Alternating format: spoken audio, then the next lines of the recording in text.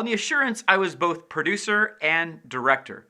This is common on a lot of short films. People want to get better at directing movies, and often there's no one else on your team, so you have to just make it happen yourself.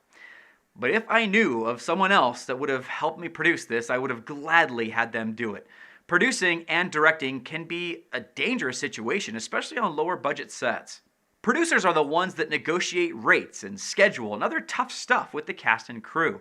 They must care about the welfare of the film, so they want to try to make the film as inexpensively as possible.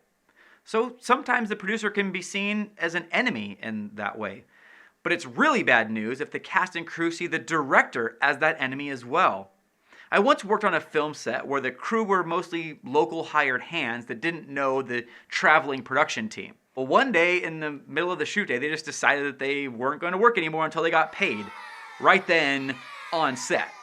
The director was also the producer and had all the money, so there was no good cop, so to speak.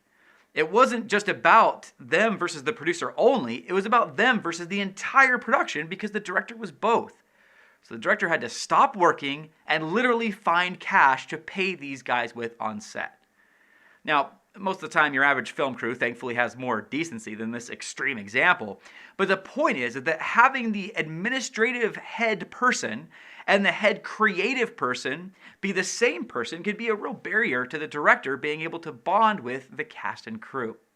Again, I did both at the same time on The Assurance, so I'm not saying to never do it, but this is definitely an issue to be aware of.